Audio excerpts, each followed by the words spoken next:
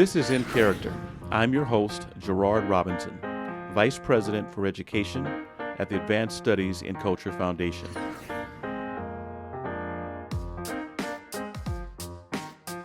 Lindsey is joining me today to have a conversation about her, more of a one-on-one.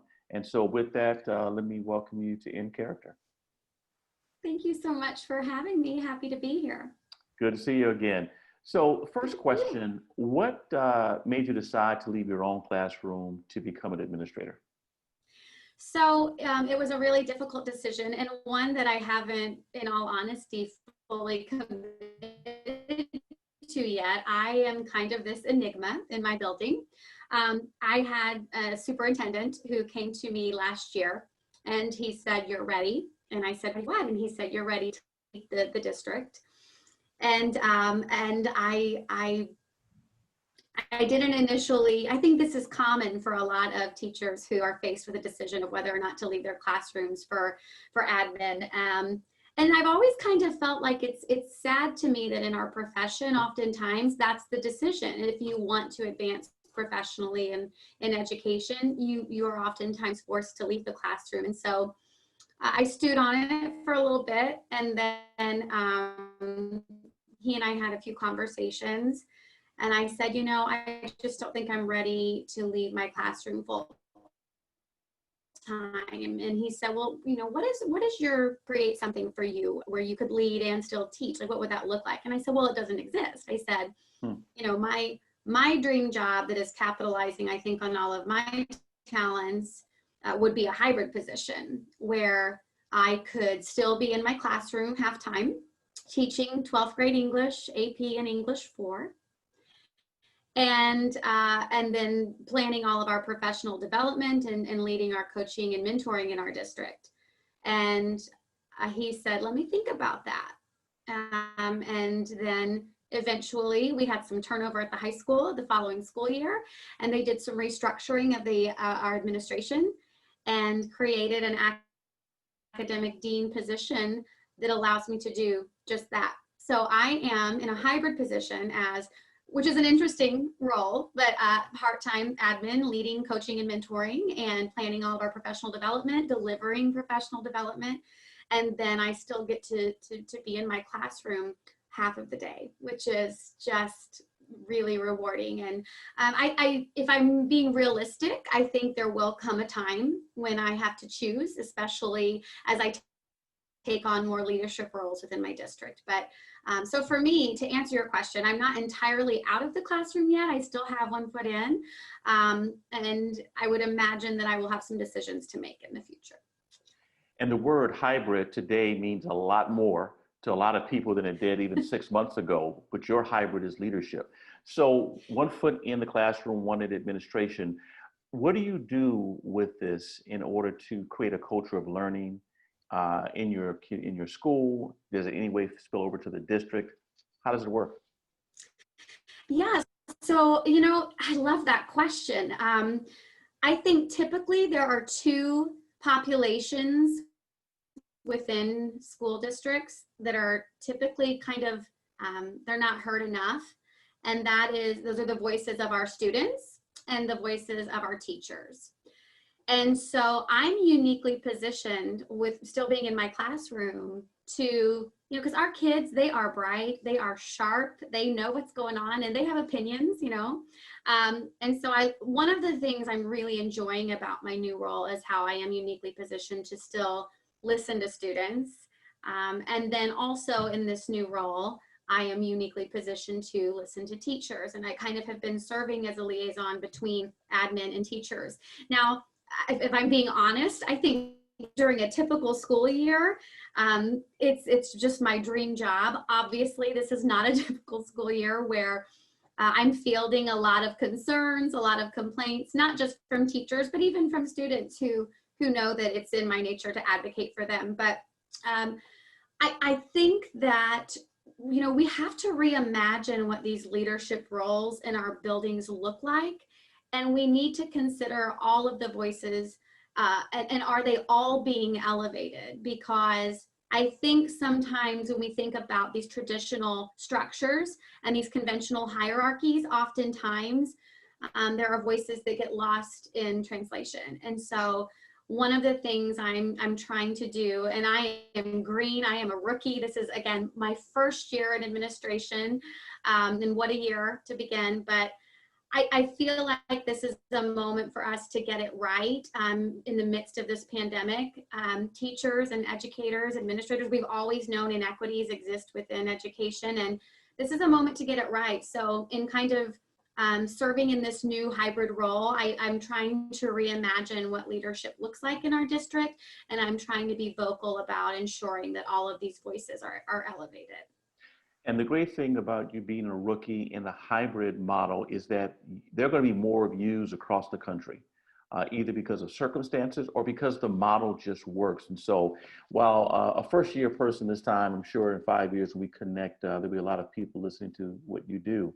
So for the side of you that remains in the classroom, we know you received an award from the state, and I won't say what that is just yet.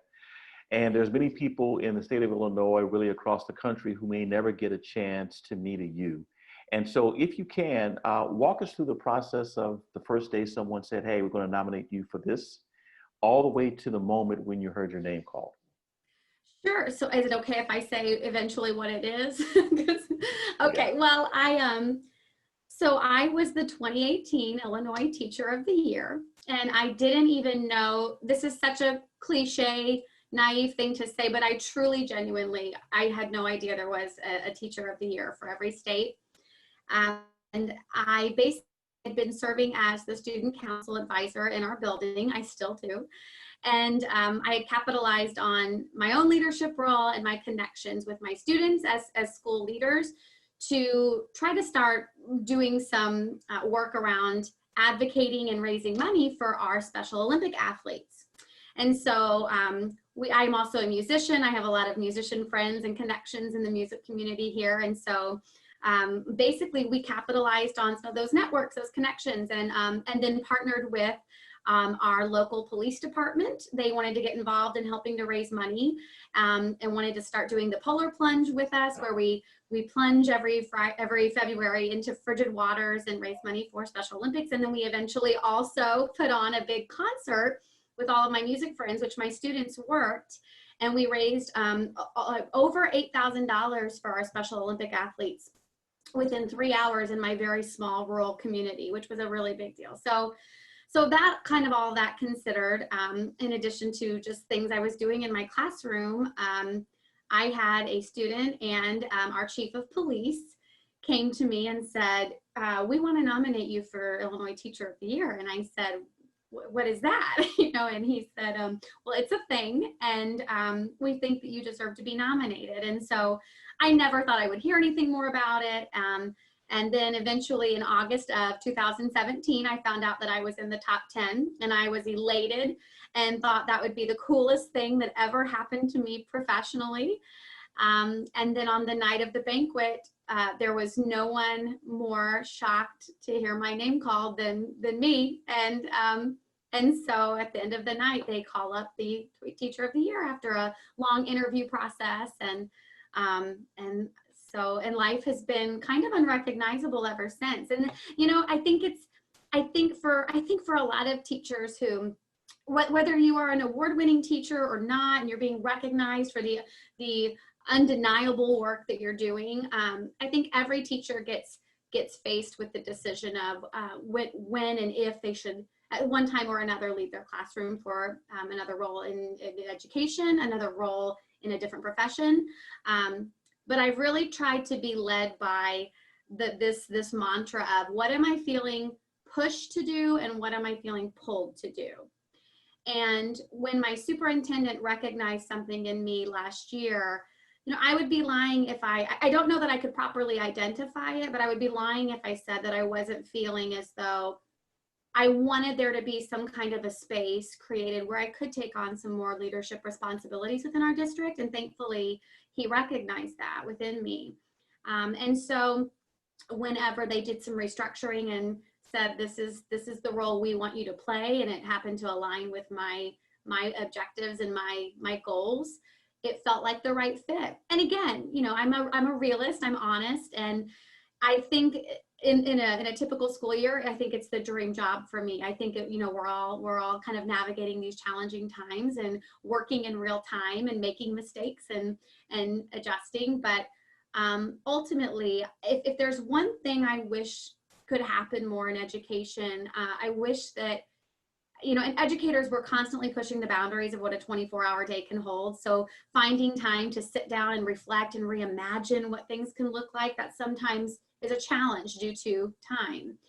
But I wish that we could take more time in education to reimagine what leadership looks like in our respective districts. And it is not a one size fits all for every district, but it happened to work out for ours. And I think, you know, so far, I think it's going well. And I am looking forward to continuing to lead in my district. That's a great point about reimagining. So let's do this. Let's say I open up the bag of any wish you want. How would you define what reimagined leadership would look like for you or for the profession? I am of the belief that good leadership multiplies. And so I think that reimagining this hierarchy in education where there are only certain people are invited to the proverbial table, that happens a lot in education. I think there should be a variety of voices represented at any proverbial table where we're having discussions and conversations about education and about not just what's good for kids, but what's best for kids. You know, that's a tall order, figuring out what's best for kids. And so I think that sometimes we all have our different agendas and we have our different priorities, or we're being pressured to meet certain objectives that are being placed upon us. And sometimes I think that gets lost in translation, that ultimately we all have one common goal, and that is to do what is not good, but best for kids. And that's challenging. So I think sometimes there's this mentality that if we get too many people at the table, there are too many opinions. But in my experience, when I listen to students, when I listen to teachers, when I listen to administrators and board members, and if we can learn to approach educational issues from a variety of lenses and find a way to come to common ground about what's best for kids, I think that's what reimagining education looks like to me. And so to summarize, I think it's inviting a lot of voices that have been stifled for too long from those proverbial tables. And that includes teachers and students and even parents. You know, parents, they deserve a seat at the table as well. And I think reimagining leadership in education requires redefining who gets to lead. Excellent. Thank you for sharing that with us. So Lindsey, I know exactly why you were chosen as the Teacher of the Year. So glad to have you in that leadership position. Again, while the first year, we'll look back at this interview 5 years from now, and there'll be more people benefiting from what you have to say. So thank you for your commitment. I hope so. Thank you so much. Yeah, thank you also for your work in rural education. We often think of Illinois, we only think of one city, but there's so many cities or counties or communities like yours, not only in Illinois, but across the country. So keep up the good work, and let you know that at In Character, we're here to support you. Thank you so much. I really appreciate it. And I hope to see more teachers leading in the near future. Thank you.